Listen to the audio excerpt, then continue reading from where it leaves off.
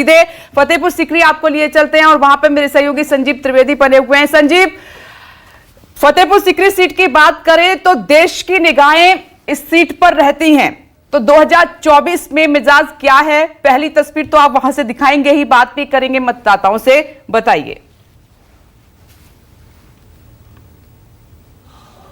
देखिए विपनेश, इस वक्त मैं हूं, एक गांव है राजस्थान और उत्तर प्रदेश के बॉर्डर पर, सुरौठी, और सुरौठी गांव के मैं विद्यालय में हूं। और यहां पर जब मैं खड़ा हूं तो मैं यहाँ इसीलिए खड़ा हूं क्योंकि ये फतेहपुर सीकरी का इलाका है और ये गांव दरअसल एक ऐसी जगह है जहां से अभी इस वक्त यहाँ के सांसद वोट करेंगे।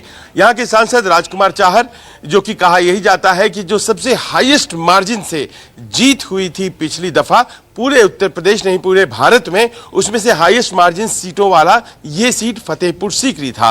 राजकुमार चाहर यहाँ से उम्मीदवार हैं और मैं उनके गांव में इस वक्त मौजूद हूँ। यहाँ से मात्र 19 किलोमीटर पर भरतपुर है और आगरा यहाँ से करीब 35 किलोमीटर दूर। और ये जो सीट अपने आप में इसलिए बहुत महत्वपूर्ण इस बार कहा जा रहा है क्योंकि बावजूद इसके कि ये 5 लाख के आसपास से जीती गई थी भारतीय जनता पार्टी के द्वारा पिछली दफा, यहाँ पर इस बार बताया जा रहा है कि फाइट है।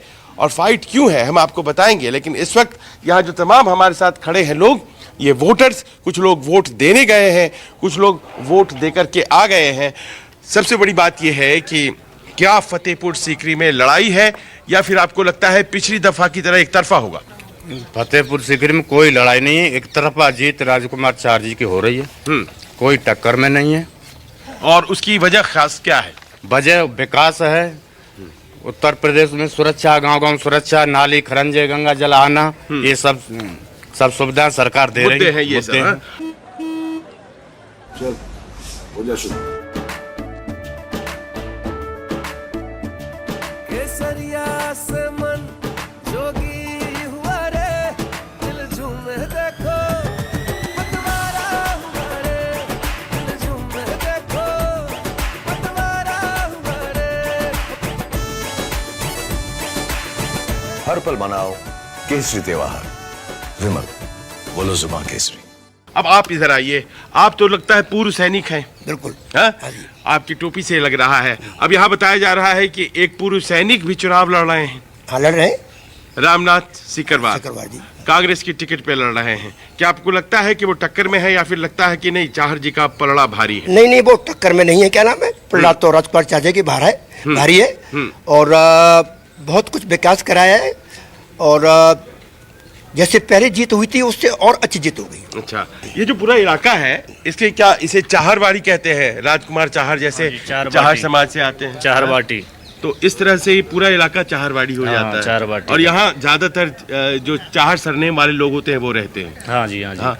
क्या आपको लगता है सबसे बड़ा मुद्दा कौन सा था खारे पानी का, वो पूरा हुआ? वो पूरा हो गया, कार्य भी अच्छा चल रहा है और मतलब अच्छा।